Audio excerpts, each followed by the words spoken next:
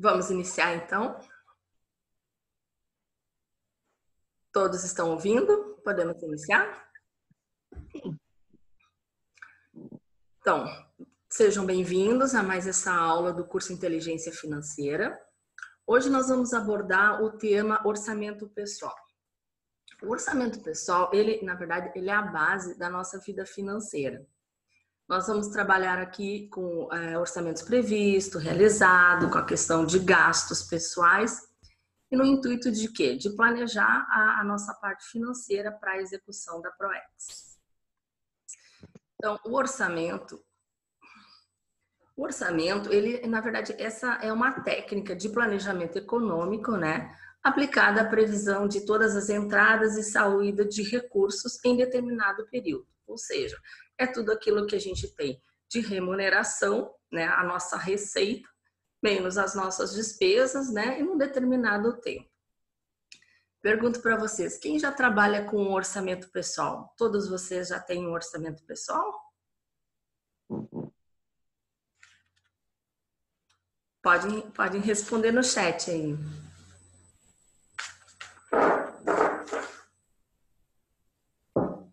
Mais ou menos, Willy. Boa.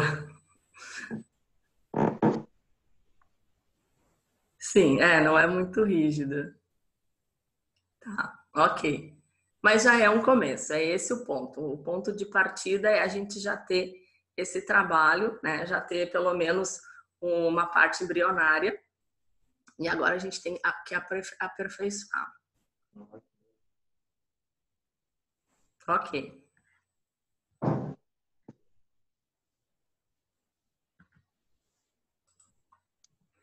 Então, o objetivo do orçamento é a gente fazer a viabilidade financeira de um projeto. Então, sempre que a gente vai fazer um projeto, seja comprar uma casa, seja comprar um carro, fazer uma viagem, a gente faz um orçamento para ver a viabilidade de se fazer aquele projeto naquele momento. E isso também é com o nosso projeto de vida, né? Com a nossa PROEX. O que nós temos para executar e o quanto de recursos financeiros nós vamos necessitar. Então, essa é a ideia do orçamento.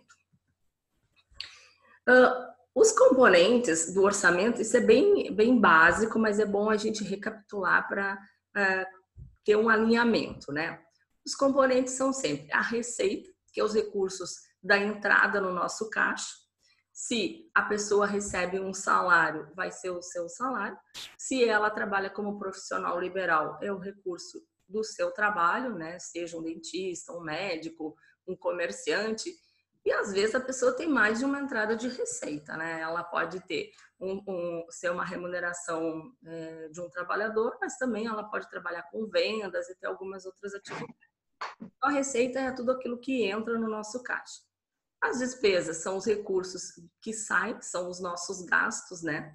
Que são fixos e variáveis, depois nós vamos ver na sequência.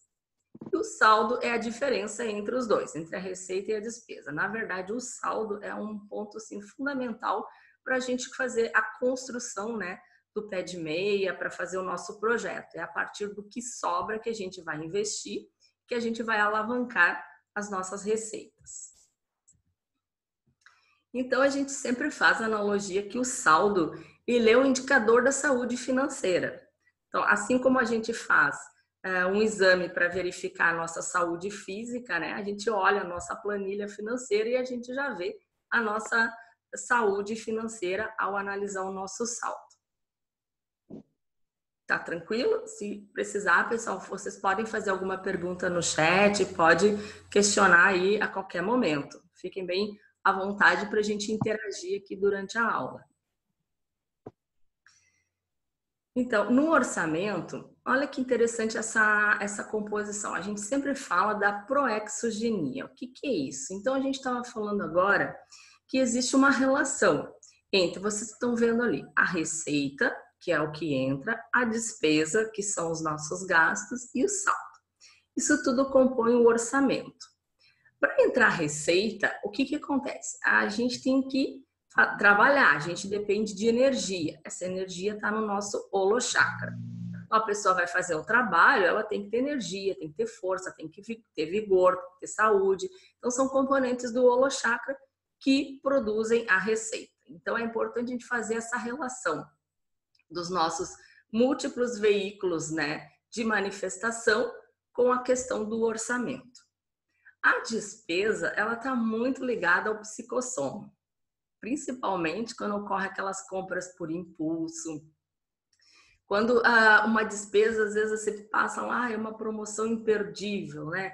Ou a pessoa, às vezes, está com algum problema e acaba agindo como uma forma de compensar no consumo. Então, é bem interessante a gente vislumbrar essa questão de relacionar a despesa com o psicossoma e com o consumo. Na aula anterior, nós vimos, né, alguns exemplos de valor de pessoas que fazem coleção, que gastam com, digamos assim, gastos de certa forma até exagerados, motivados pelo psicossoma. E o saldo, ele está muito relacionado com o mental soma e com a interassistência. Para a gente fazer assistência, muitas vezes a gente precisa de recursos financeiros, seja para assistir o Grupo Karma, seja para fazer algum trabalho voluntário, para ajudar em alguma instituição, né? Então, a gente precisa realmente dessa questão financeira. E é o saldo que vai proporcionar essa sobra de recursos e ajudar também na interassistência. Então, olha que interessante, essa parte do planejamento, receita, despesa, saldo, que vai ser o nosso orçamento, que tem relação com o holossoma, que é o nosso holochakra, psicossoma e mental soma, e que geram, né, a produção do trabalho ou o consumo, ou também apoiam na interassistência, que tem relação com a interassistência com a nossa ProEx. Nem sempre quando a gente está fazendo uma compra, a gente tem essa composição, essa visibilidade de como o orçamento está relacionado com os veículos de manifestação e com... Pessoal, eu acho que tem alguém com o fone aberto. Se puder fechar. Tá, obrigada. Então, a inteligência financeira proexogênica, a definição é bem interessante analisar, porque é o uso da experiência e do discernimento econômico aplicado à execução da ProEx, ou seja, a gente usar o nosso mental soma na questão financeira visando a ProEx. E o professor Valdo falava que na execução da ProEx, de qualquer nível, a conquista de relativa estabilidade financeira deve ser o primeiro item a ser atendido, a fim de ocorrer a pacificação íntima. Ou seja, uma pessoa que está, por exemplo, numa situação financeira difícil, que está extremamente endividado, alto grau de endividamento, o que acontece? Ela acaba sendo absorvida, os seus pensamentos, a sua energia, com esse problema, em detrimento de pensar na sua assistência, no seu projeto. Então, essa relativa estabilidade, o que é? É ter uma certa tranquilidade financeira para que você possa pensar em outras coisas que não sejam só o dinheiro, a obtenção do dinheiro, essa questão de ter as finanças resolvidas.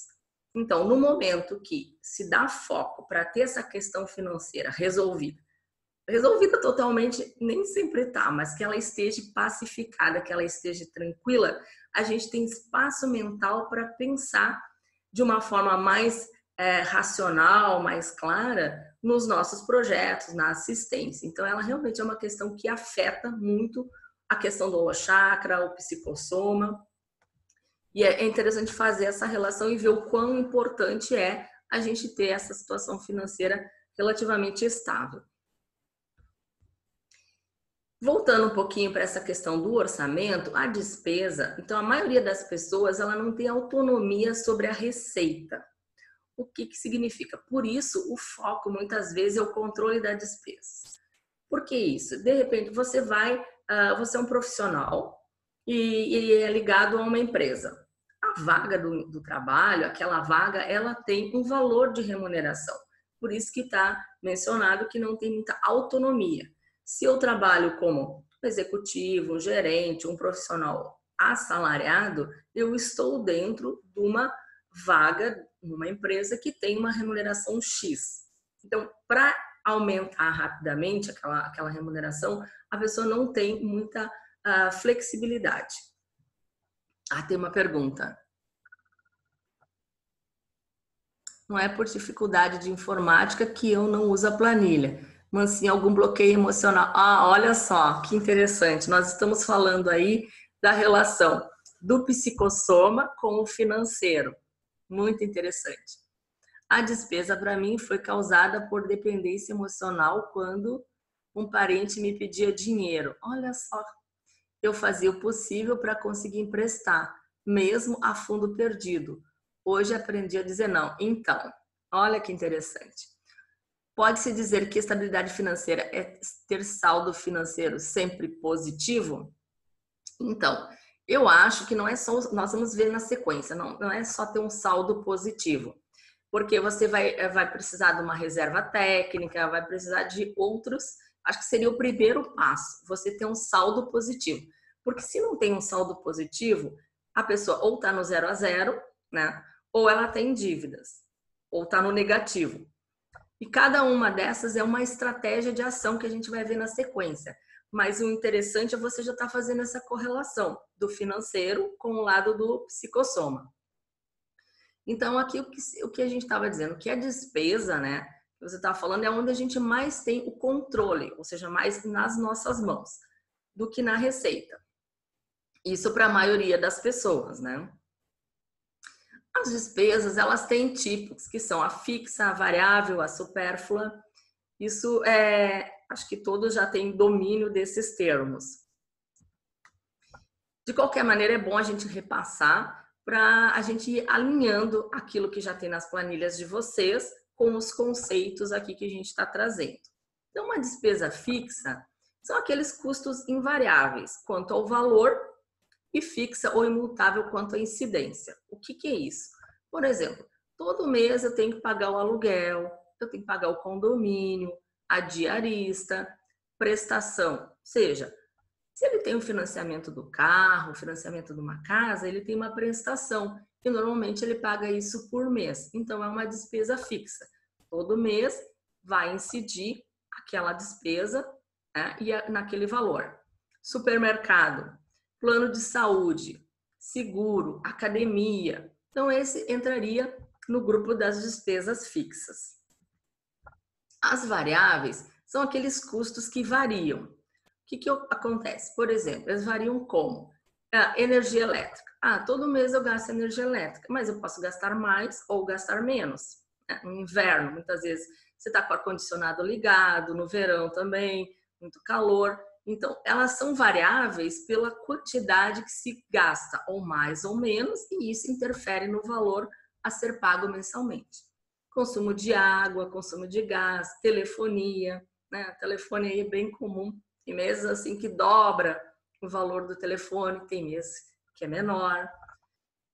Despesa com saúde, aqui a gente não está considerando o plano, porque o plano de saúde, ele acaba sendo uma despesa fixa para quem paga todo mês o seu plano de saúde. Aqui é questão, por exemplo, um remédio. Às vezes você precisa tomar mais remédio no mês, às vezes você precisa fazer uma cirurgia, o dentista. Então, elas são despesas que elas não vão ocorrer todos os meses, mas em algum mês você tem aquela despesa com a saúde. E manutenções, a gente tem manutenção da casa, manutenção do carro, né? De repente aconteceu algum problema lá de uma infiltração na casa, tem que fazer alguma restauração. Então, por isso que elas são variáveis, elas não ocorrem sempre. Ok?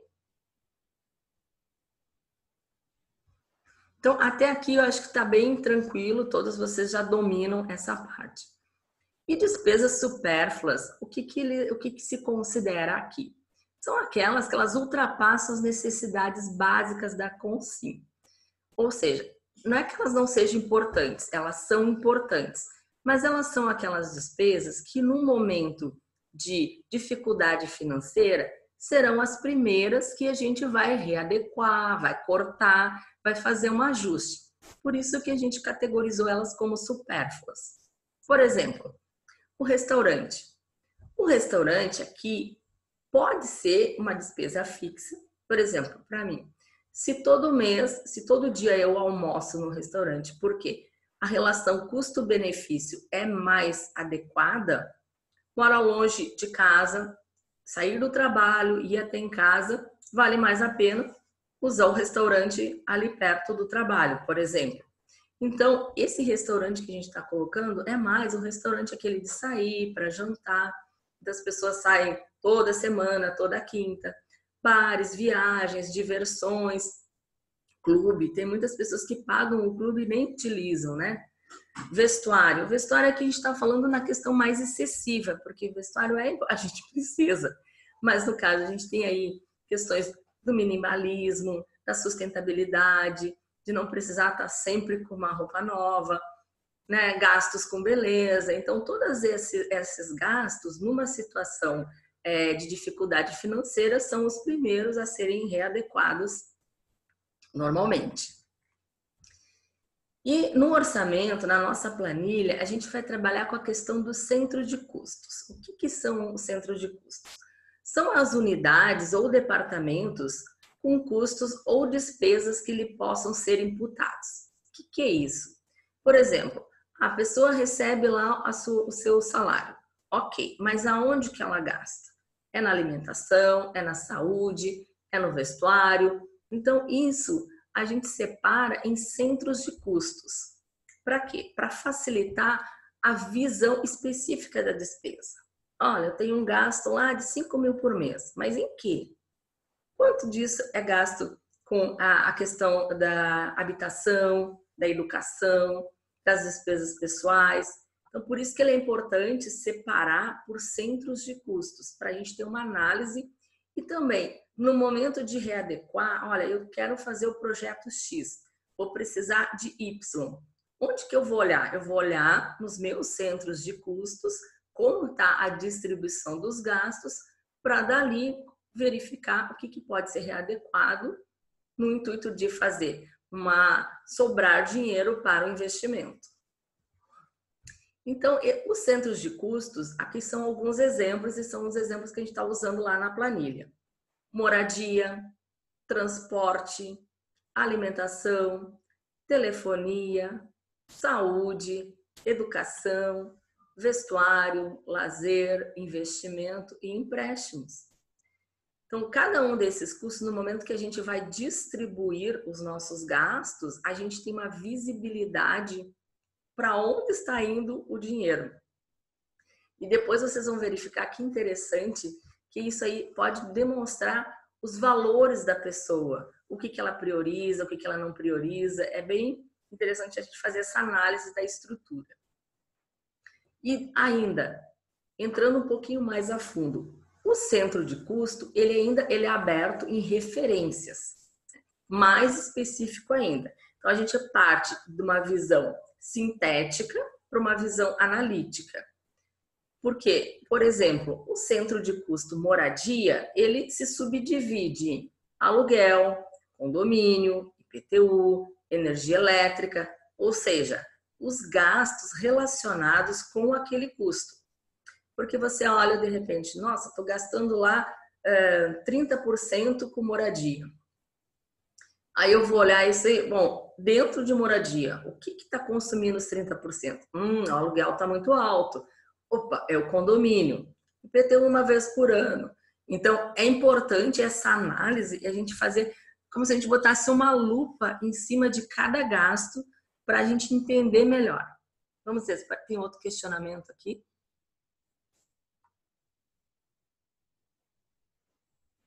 Ah, sim, algumas viagens não são supérfluas. Ir a Cognópolis, Foz, isso. Perfeito. Isso é bem interessante, por isso que a gente estava falando ali da gente conseguir distinguir, usar o discernimento para ver, usar o nosso mental soma. Tem pessoas que todo final de semana tem que viajar. Eu tenho uma amiga assim, todo final de semana tem que viajar, porque se ficar em casa fica deprimida. Opa, só um pouquinho. Será que precisa? Será que essa necessidade de viajar todo fim de semana não tem uma outra causa raiz que seja psicossomática? Então, é exatamente isso. É o discernimento aplicado nas finanças, aplicado na vida, para a gente executar a ProEx. Olha, viajar, fazer uma viagem de estudo é importante. Fazer uma viagem, por exemplo, às vezes até uma viagem internacional, uma viagem de retrocognição, é importante. A questão é a gente olhar para as finanças, olhar para o momento de vida de cada um de uma forma racional, de uma forma que use o mental sono, que não seja só por impulso. É nesse sentido que a gente está comentando.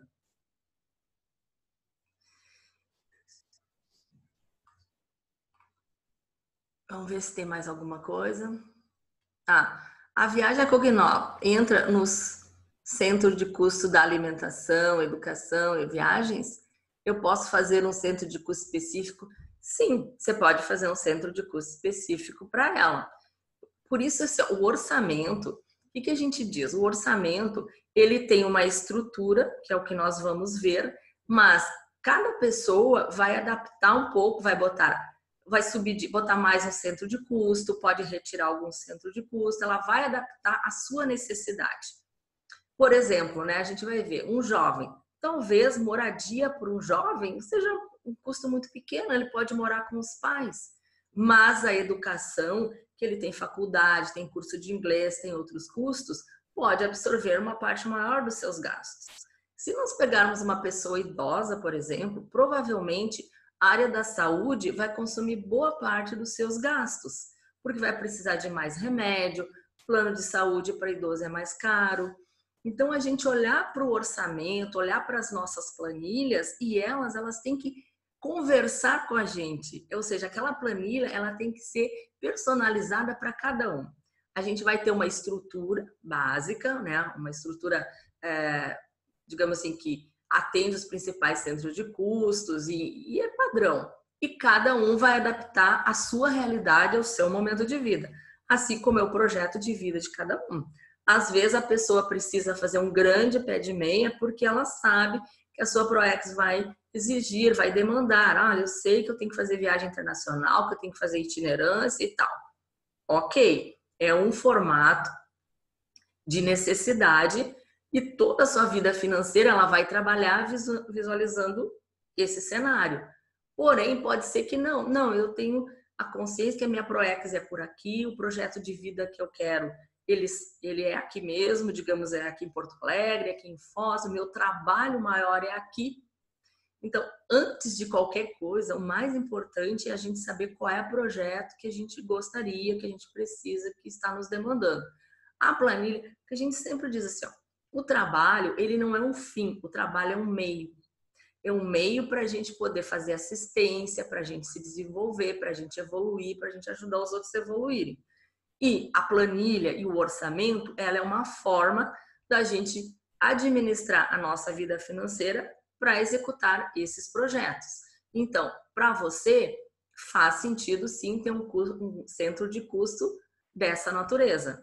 Eu, na minha planilha, eu tenho um centro de custo lá que eu coloco como estudos, né, da conscienciologia, e esse centro de custo vai envolver as dinâmicas, vai envolver as viagens, vai envolver os livros, né? Porque você pode colocar o centro de custo de educação e dentro da educação você separar a sua faculdade, os cursos ali que são envolvidos na conscienciologia. É o que faz mais sentido para você, o centro de custo. Na sequência, a questão da outro centro de custo também comum, alimentação, supermercado, padaria, hortifruti grangeiros, isso aí seriam as questões mais do nosso dia a dia.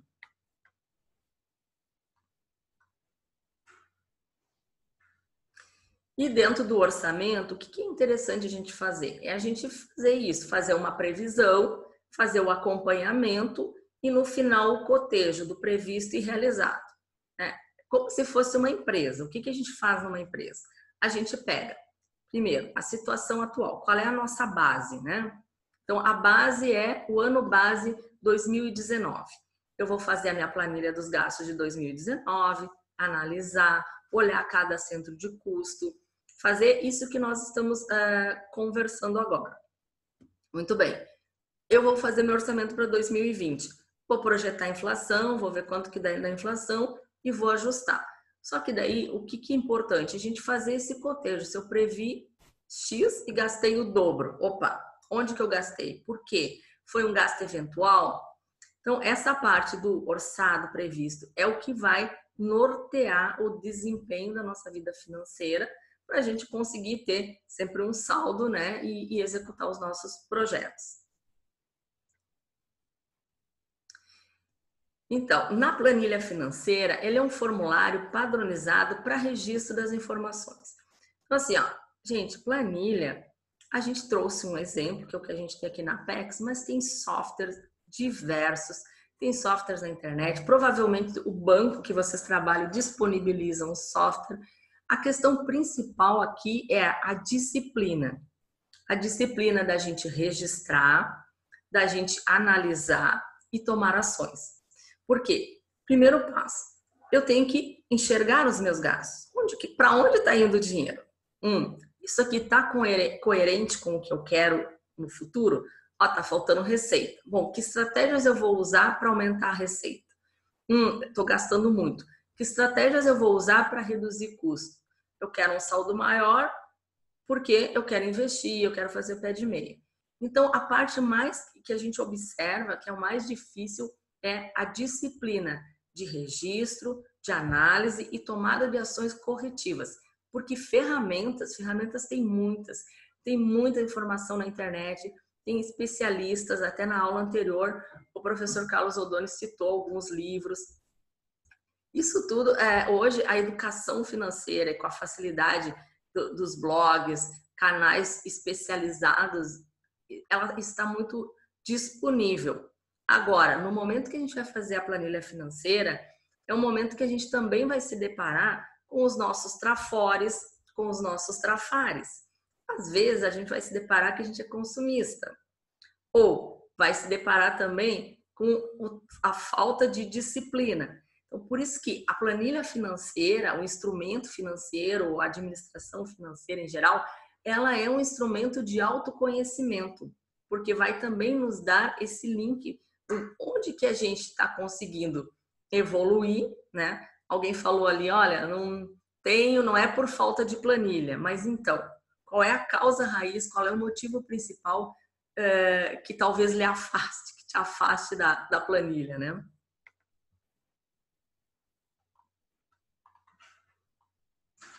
Então, aqui a gente tem um exemplo, né? Um exemplo de um orçamento.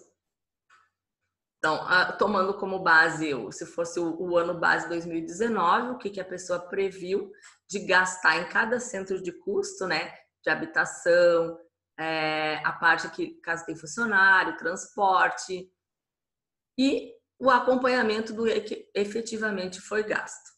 Então, eu vou agora compartilhar aqui com vocês uma planilha que está lá, eu disponibilizei, a gente tem lá no site, na nossa ambiente virtual, uma planilha em branco, sem preenchimento, para vocês poderem usar.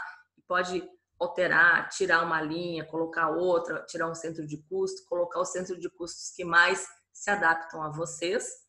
E uma outra que eu trouxe como exemplo para a gente olhar e analisar como um exercício.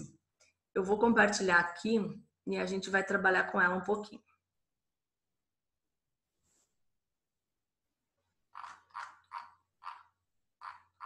Estão enxergando a planilha? Sim, gente. Olha o outro ali, o William, assim, sabotava. Olha que interessante, eu também me sabotava. Começava no mês anotando detalhadamente e depois parava. Não é falta de conhecimento, certamente não é falta de conhecimento, mas sim a influência do meu psicossoma, exato. Então, tem pessoas que gostam de fazer as anotações diárias. Eu faço uma vez por semana. Eu reúno todos os meus gastos, todas as notinhas, vou coloco numa caixa. No final da semana, eu paro meu momento planilha de orçamento. E aí eu foco nesse ponto. olha só, aqui a gente fez um exemplo, né? Renda familiar. Colocou a renda mês a mês, se tem 13º salário, rendimento de aluguéis, rendimento de aplicações, restituição de imposto de renda, empréstimo. Esse empréstimo aqui é o empréstimo que o pessoal nos pagou. A gente emprestou e aqui eles estão nos pagando. E vai colocando lá mês a mês. Habitação. Caso tenha prestação, esse exemplo aqui, a pessoa tem casa própria, mas ela tem condomínio. Tem os gastos lá, mora num condomínio fechado, tem que pagar o condomínio, IPTU, luz, telefone, gás, TV por assinatura. Enfim, aqui no centro de custo, gente, vocês vão colocar o que mais se relaciona, o que mais tem sentido para vocês, para a realidade de cada um. Lembrando aquilo que a gente comentou, né? De repente, para um jovem, essa parte de IPTU não faz sentido, né? Condomínio, mora ainda com a família.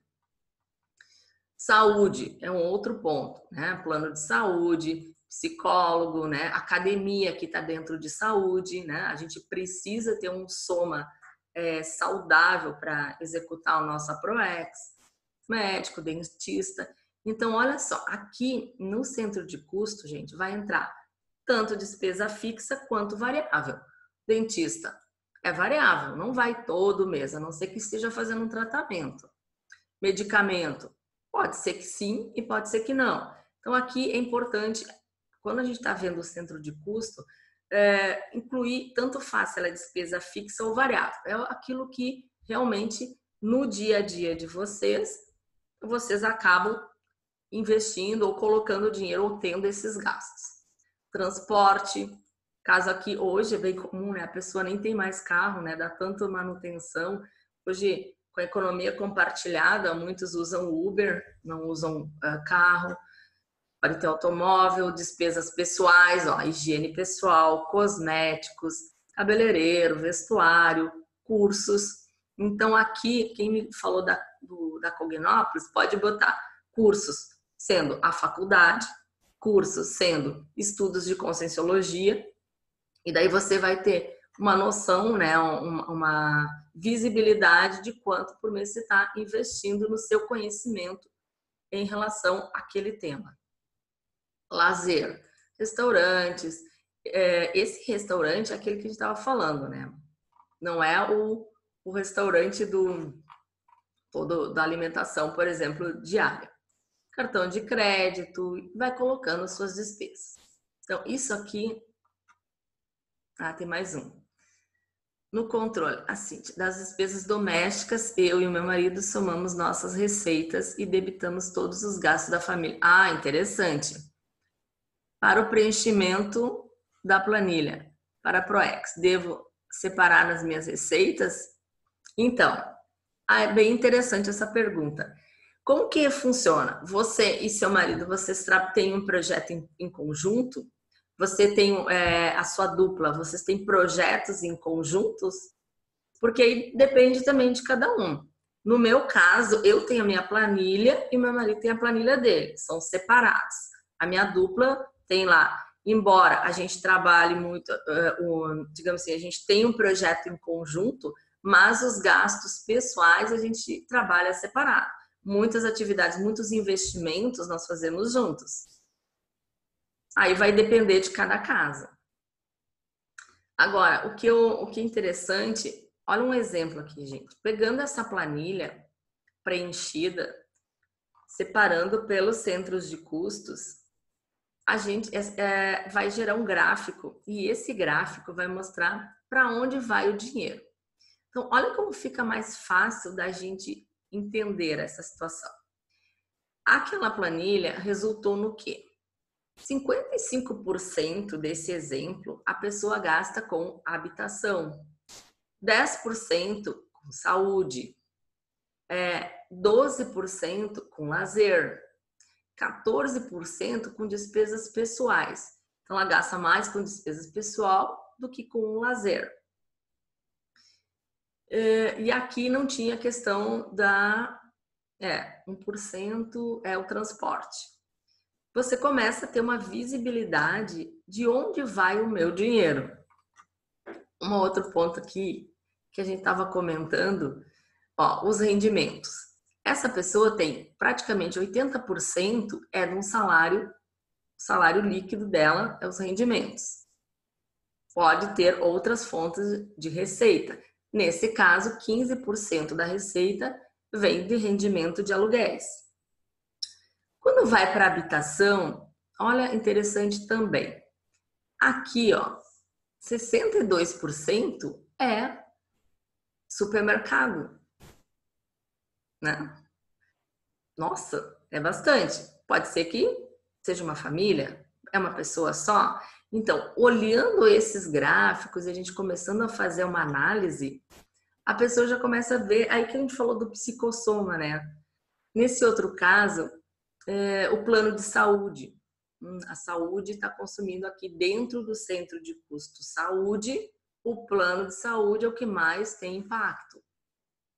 Os medicamentos são 11%, né? E a gente tem um outro aqui que é a academia, que é 22%. Então, de todos os gastos que estão lá no centro de custo saúde, a distribuição deles, a maioria é o plano de saúde. E as despesas pessoais, olha que interessante também. Aqui a gente percebe que 31% dos gastos que ela colocou nesse centro de custo é telefone. Aí a gente pensa assim, hoje muitas pessoas substituem o telefone pelo Skype, né? É uma forma de reduzir o Skype ou o próprio outras fontes que a gente tem aí, né? Opa, tem uma pergunta. Uhum.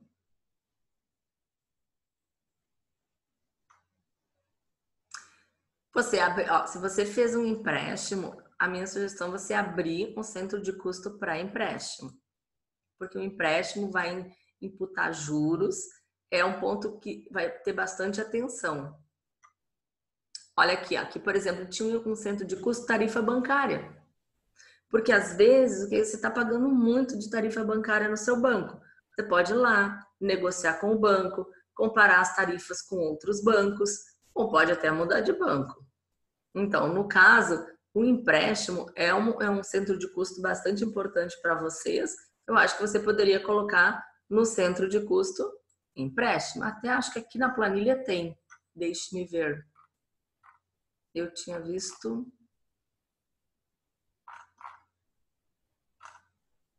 Aqui, ó.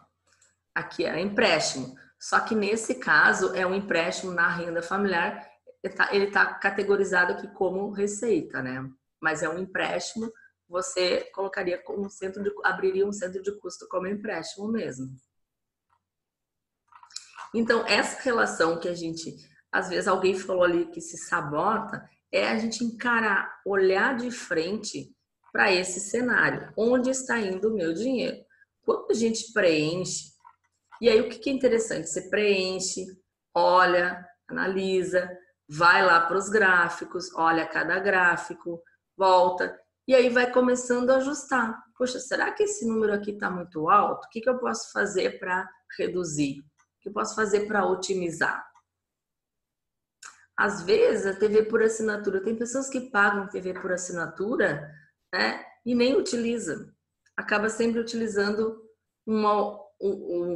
opa, só um pouquinho. O pessoal da assessoria aqui está me indicando. Mais uma pergunta. O item viagem entra em transporte? Olha, eu categorizaria, eu colocaria, depende da viagem. Essa viagem é uma viagem que você vai fazer todo dia? É uma viagem que faz parte da sua rotina? Ou é uma viagem de lazer? Então, você tem que ver. Por exemplo, dentro do centro de custo lazer, tem viagens. Você vai sair com a família de férias. Vai para dentro do centro de custo lazer. Então, se essa viagem, se o foco dela é uma viagem de estudo, você vai para estudar, é uma viagem anual, é fora da rotina, mas é estudo, você pode categorizar ela dentro de estudo, é uma viagem de estudo, você está estudando o tema Conscienciologia e para isso você faz uma viagem anual, por exemplo, balanço existencial da Apex. Todo o período do carnaval ele ocorre. Todo período do carnaval eu vou. Onde que eu lanço isso? Eu, particularmente, abri uma conta separada, balanço existencial. Poderia ter colocado dentro, vamos ver aqui, poderia ter colocado dentro de estudos, transporte, automóvel, despesas pessoais, lazer. Olha, aqui não tem. Aqui, ó, ele não tem gastos dependentes, mas poderia abrir um outro centro de custo, educação. Em vez de gastos com dependentes, se a pessoa não tem, poderia colocar educação. E aqui colocaria, né? Aqui a escola, a faculdade, os cursos, ó. Pode aproveitar, em vez de gastos com dependente, educação. E pode botar a sua conscienciologia, viagens para Cognópolis. Respondi? Por isso que eu digo que essa planilha ela vai se adaptar à necessidade e à realidade de cada um de vocês. Nesse exemplo, né, a pessoa não tem dependente. Pode ser um jovem, tal, ele não tem dependente. Mas ele poderia ter colocado os custos dele.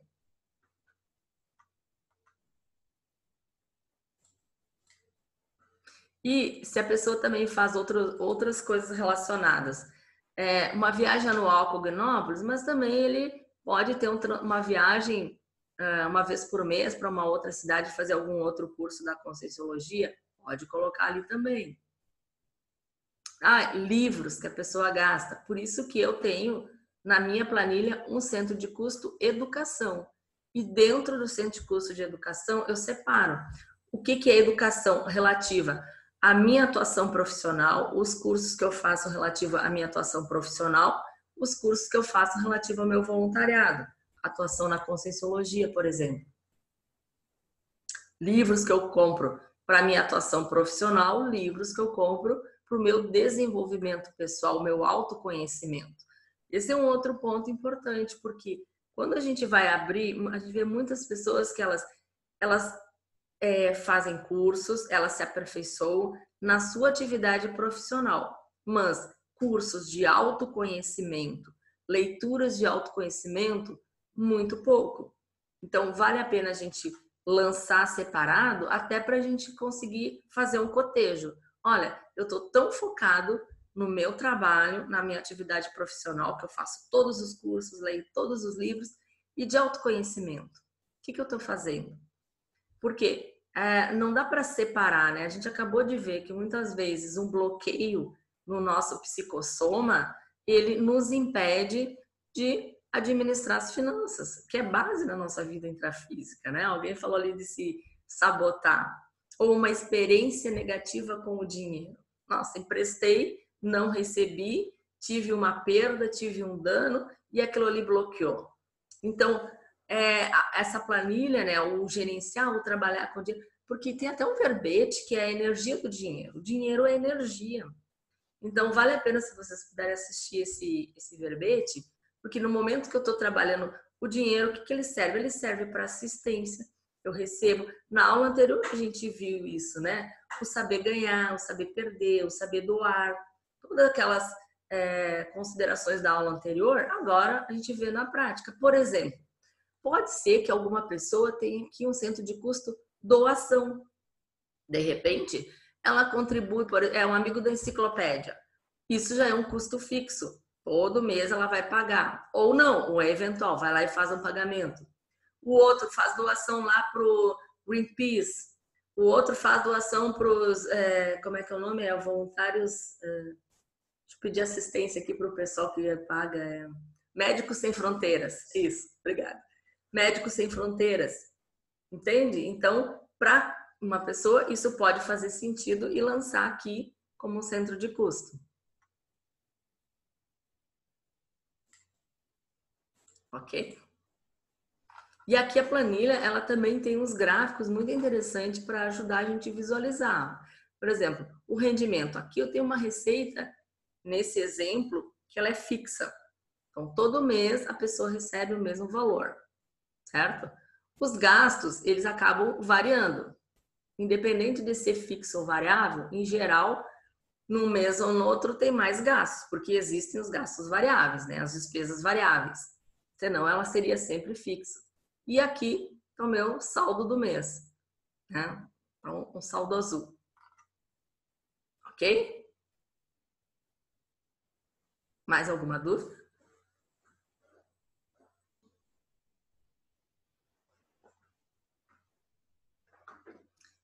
Quem já fez a planilha, ou quem tem a sua planilha, qual foi a maior dificuldade? O que é mais difícil de preencher na planilha? É a disciplina?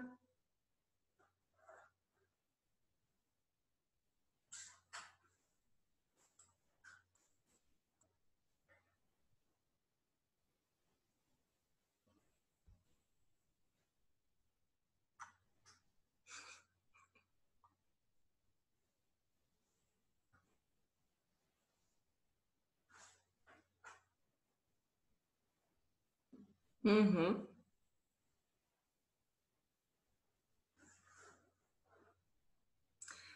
Então, olha só que interessante.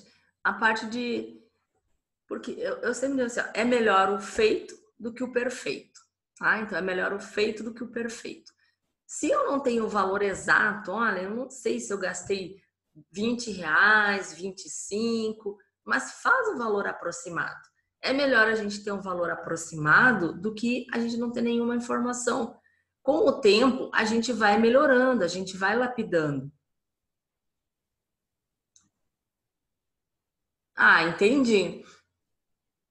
Ah, olha só, que interessante aqui. Difícil separar nesse centro de custos, pois pagamos praticamente tudo com cartão. Ok, eu também pago tudo com cartão. Mas olha só, olha a diferença entre o que eu gastei e o que eu vou pagar. São dois momentos diferentes. O gasto, ele ocorreu. Então, eu não preciso estar falando de regime de caixa e regime de competência. O objetivo aqui é ver se eu paguei. Olha que interessante. Eu gastei, fui lá e comprei uma roupa. Essa roupa custou R$ 100. Eu gastei R$ 100 em roupa no mês de setembro. Se eu vou pagar isso em 2 ou 3 parcelas, é outra situação. O importante aqui é a gente ver o que eu estou gastando, onde que eu estou colocando o dinheiro. O pagamento é depois, e até a gente vai falar de cartão depois, do cartão de crédito. Porque o cartão de crédito ele é tanto positivo, né, se a gente sabe utilizar, ou ele também pode ser um grande ofensor aí pro saldo. Eu uso isso, eu compro e eu pago no cartão. Por quê? Eu sempre procuro pagar. Eu nunca vou no rotativo, mas eu pago. Porque tem vantagem. Se eu pagar toda a fatura do mês, eu não vou entrar naqueles juros, naqueles débitos do cartão, né? Aqueles juros. Porém, o que acontece? É vantajoso porque tem todo um programa de fidelidade do cartão que também pode ser usado para viagens. Eu posso ganhar milhas e fazer uma viagem para Foz, por exemplo, como muitas vezes eu faço. É tudo questão da gente administrar. E aqui o importante é a gente saber onde que a gente está gastando, o que é importante para cada um de nós. E a gente olhando, quando a gente preenche, quando a gente lança os dados e a gente tem essa visibilidade, olha, esses são os meus gastos. Quando eu vou pagar, a linha do tempo, se eu vou pagar em 2, 3 vezes, desde que não pague em juro, né? É uma outra análise. Mas esse primeiro momento é saber onde que eu estou gastando. Porque se a gente sempre diz, o que a gente não mede, a gente não consegue melhorar. Então o importante é eu preciso mensurar. Olha, se eu vou lá e vou fazer um exame para saber que eu estou com colesterol alto, tem que fazer um exame. Opa, o colesterol está alto. Qual é a ação corretiva, né, para resolver? Tá aqui, né, o raio-x dos gastos. Tá ok? Não tá ok. Ou não, precisamos readequar. Esse é o intuito, esse é o objetivo dessa análise. Então aqui, olha, é importante, usem a planilha, façam, não se preocupem em fazer perfeito, se preocupem em usar, em ter a disciplina, em ter essa visibilidade de onde está indo o dinheiro de cada um de vocês. Com o tempo, vai lapidando. Ah, não, esse centro de custo não faz sentido, vou mudar para outro. Tá? Mas o importante é o uso, é a utilização que vai dar a disciplina. Então, vamos voltar lá para o outro tema.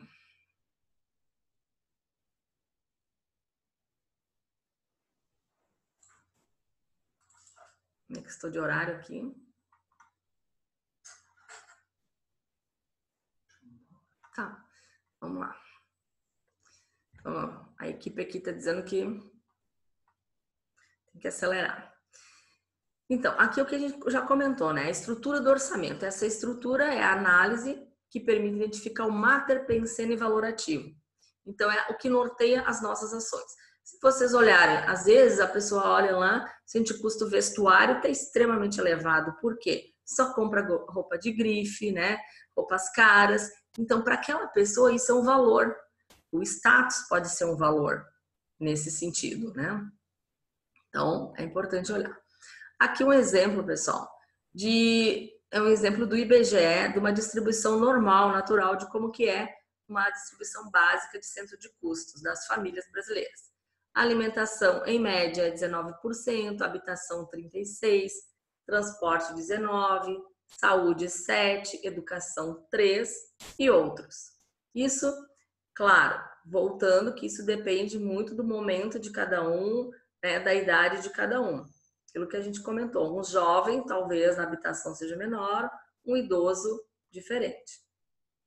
Mas é para a gente ter uma ideia de como que é a média da estrutura de um orçamento aqui pelo IBGE. O saldo líquido, que é o que nós estamos falando, que é o excedente no caixa. Então, após cumprida todas as obrigações, é o que sobra. Então, uma pessoa que tem um consumo médio de 81% da renda líquida, ela vai ter um saldo apenas de 18%.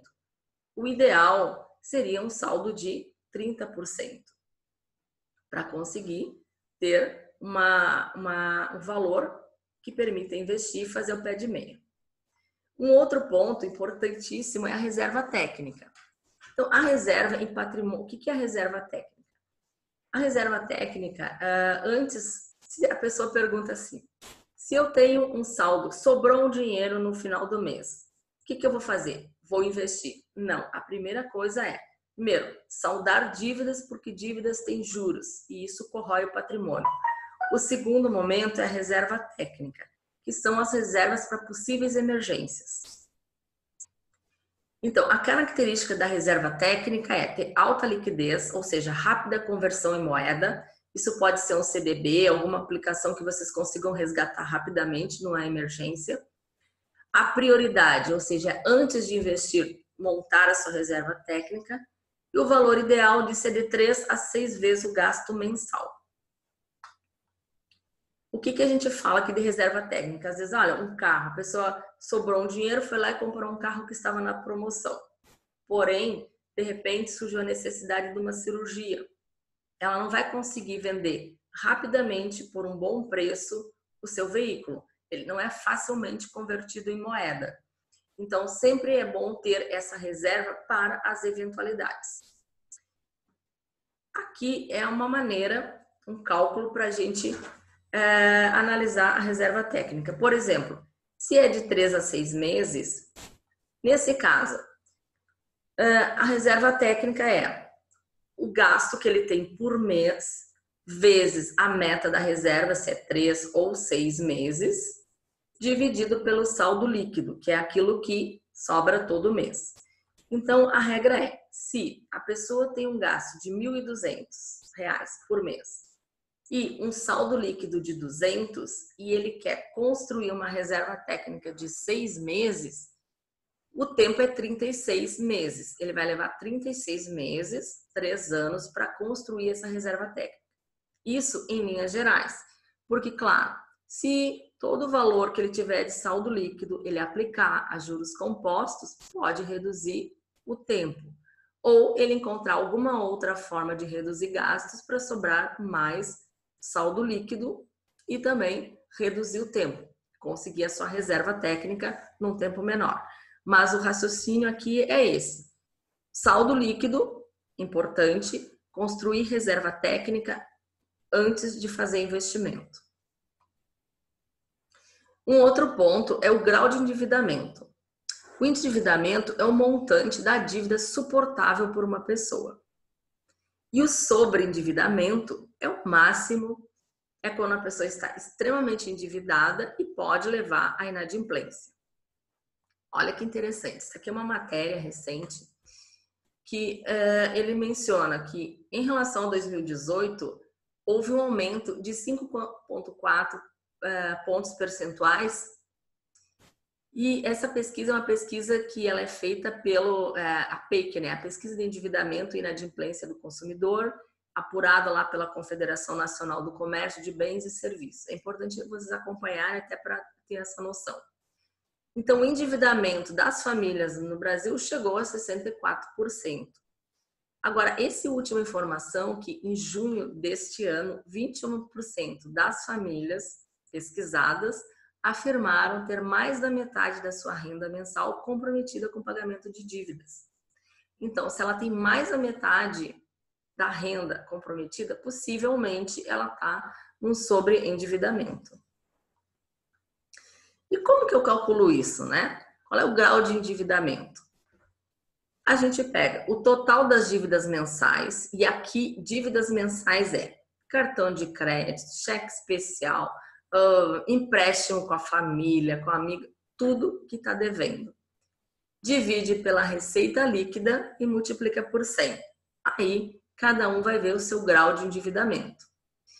O ideal, dentro daquela relativa estabilidade financeira, é que seja menor que 20%. De 20 a 30 é administrável. De 30 a 35 já é um sinal de alerta. 35 a 40 já está em risco de inadimplência e mais de 40% é um sobreendividamento, um endividamento muito elevado. A gente considera sempre que dívidas, elas imputam juros, e juros compostos é algo bem difícil de se administrar, no sentido que isso vai corroendo o seu patrimônio, né? Muitas vezes a pessoa precisa, dependendo do sobreendividamento, vender carro, vender casa, e isso acaba com o patrimônio, né? Vai corroendo e, claro, que vai influenciar no seu projeto de vida. Aqui a gente trouxe algumas matérias, já esse aqui é uma publicação agora desse mês. Então, em setembro agora, o Copom, ele reduziu a Selic. A Selic é a taxa básica dos juros, foi para 5,5. Veja que a inflação aqui está em 3,43. E olha, o juro do cheque especial no ano, 318. O rotativo do cartão de crédito, 300. Então, muitas pessoas que elas estão hoje com dificuldades financeiras, elas advêm daí, pelo volume, pelas altas taxas de juro e do cartão de crédito, que é extremamente elevada perante aqui uma taxa Selic. Então, você está olhando aqui. No ano, a taxa Selic é 5,5, menos de 6%. E no ano, os juros do cartão de crédito podem chegar a 300%. Então, o cartão de crédito ele é ótimo, é preciso saber usar. Se entrar nessa questão do rotativo de pagar só o mínimo, juros sobre juros, e se atrasa ainda tem multa, isso aqui é bem crítico e pode afetar, pode ser um grande ofensor para as finanças. Esse site aqui também é importante a gente ver, olha, tem alguns exemplos de custo, né, de juros, né, taxas de juros de financiamento, de cartão de crédito. É importante vocês, todo mês, por exemplo, sempre que possível, olharem isso. Ficar mais atento a essas notícias. Elas impactam diretamente o nosso dia a dia. Mas nas outras aulas que nós teremos nesse curso, a gente vai ver aplicações e às vezes uma diferença do investimento de uma taxa de administração de um banco para o outro, ela é muito significativa. Ela tem um impacto muito grande. É importante esse olhar mais detalhado e mais criterioso na parte econômica que está acontecendo no nosso país e que nos afeta diretamente.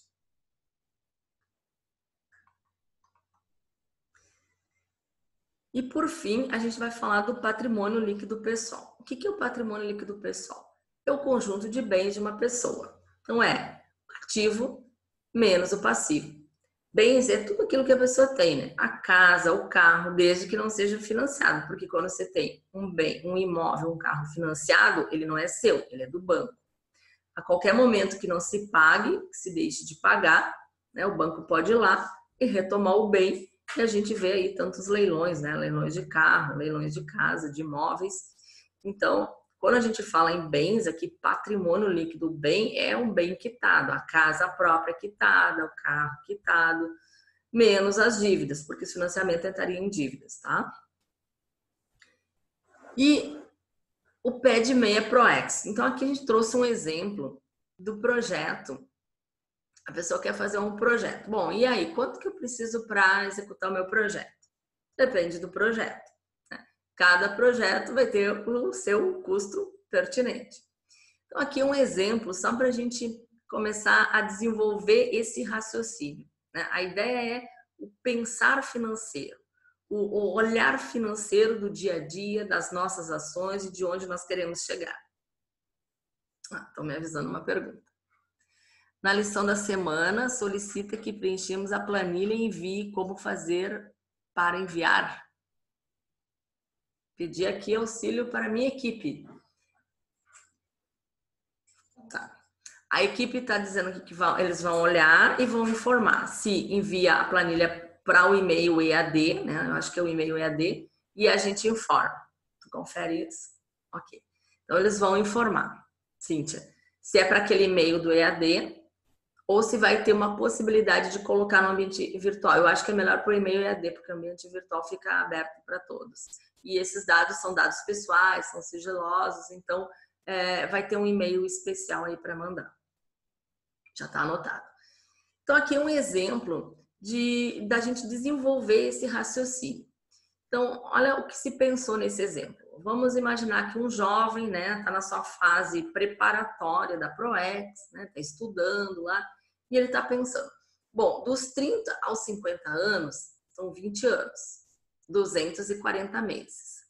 Então, o que eu poderia fazer em 20 anos para que, quando eu chegasse no meus 50 ou 80, dos 50 a 80, que são 30, 360 meses, eu tivesse uma renda de 5 mil por mês. Aí, o que acontece? Como se calcula isso? Como se tem uma ideia de fazer uma estimativa de renda futura. Primeiro, então ele vai ver a necessidade mensal. Essa pessoa gostaria de ter uma renda de 5 mil por mês. Ok. Qual é a taxa de retorno ao mês? Vai pegar uma taxa de 0,5%. Se a Selic está 5,5%, ele está sendo otimista que ele vai conseguir uma taxa de 0,5% ao mês. Então, ele vai pegar o valor que ele gostaria de ter, que é os 5 mil, dividido por 0,5% ao mês, que equivale a 0,05. Ele precisaria, nesse cenário, isso aqui é uma simulação, um valor hipotético, um total de 1 milhão. Se ele tiver 1 milhão a 5% ao ano, ele vai receber de juros 1.669.759. Ou seja, o valor que ele vai receber de juros permitiria ele chegar a aproximadamente aos 5 mil por mês durante os 30 anos. Os juros que geram a renda mensal pretendida. Então, aqui ele está pensando em rendimentos de aplicação financeira. Pode ser que ele tenha uma empresa e essa empresa vai gerar o retorno financeiro para ele nos próximos 30 anos. Então, o que é interessante? Existem muitos simuladores, se vocês olharem na internet, a gente tem muitos simuladores, os bancos disponibilizam simuladores e você vai lá e vai brincar com esses dados. Bom, se eu tenho um patrimônio X em tanto tempo, se eu aplicar a essa taxa, quanto que eu vou receber? A ideia aqui é a gente desenvolver esse raciocínio financeiro. Eu tenho um projeto. Olha, não, o meu projeto, eu tenho um projeto para daqui a 1 ano, eu quero morar em Foz, ou daqui 2 anos eu quero comprar um apartamento lá. Ok. Quanto que eu preciso? Qual o investimento? Qual o valor? Mas eu só vou usar aplicações financeiras. Quanto que eu vou aplicar? A qual taxa? Qual o retorno para executar o projeto? Então, quando a gente fala de pé de meia ProEx, aqui nesse exemplo a pessoa pensando em trabalhar durante 20 anos para usufruir durante 30 anos. Isso aqui vocês podem olhar também porque tem aqueles planos de previdência, né? Vai ter uma aula futura, PGBL, VGBL, é mais ou menos aquele raciocínio. Só que pensando ele vai ter um montante, ele vai construir um montante, que nesse caso é 1 milhão, e vai aplicar isso. E esse valor vai lhe render juros que ele pode ir utilizando. E olha só que interessante, porque se a pessoa vai usando os juros, ela vai usar todos. Sempre, quando é juro composto, é juro sobre juro. Então, vai sempre sobrar em cima do capital que vai estar lhe rendendo. Então, esse olhar financeiro é o que a gente trouxe para despertar e aproximar, na verdade, né? Aproximar a finança da nossa ProEx. Olhar sempre isso. Qualquer projeto que eu tenho, quanto que eu preciso investir, de onde vai sair o dinheiro, qual é a minha receita, quais são os meus gastos, qual é o saldo. O saldo mensal é o que vai permitir fazer os investimentos depois da reserva técnica. Ok? É isso, pessoal. Eu peço desculpas aí, extrapolei um pouco o tempo. Mais alguma pergunta? Ficou claro? Parabéns pela aula. Obrigado. Eu que agradeço. A gente está aqui à disposição de vocês. Podem preencher a planilha. Se tiverem dúvidas, vocês podem enviar. A gente vai estar respondendo a todos que enviarem. E a ideia é justamente essa, gente. A gente começar a pensar em finanças como algo mais fácil, desmistificar. Finanças, não é para qualquer um, não gosto de matemática. Gente, não precisa nem fazer cálculo. Você pega o simulador lá, você só tem que botar as informações e a ferramenta simula para você. Então, tem muito isso da gente desmistificar. E o mais bacana é olhar o que está me travando, né? Quais são os nossos travões em relação a finanças. Ok, pessoal? Muito obrigado. Bom descanso a todos e até a próxima aula. Grato e boas projeções a todos. Boas projeções.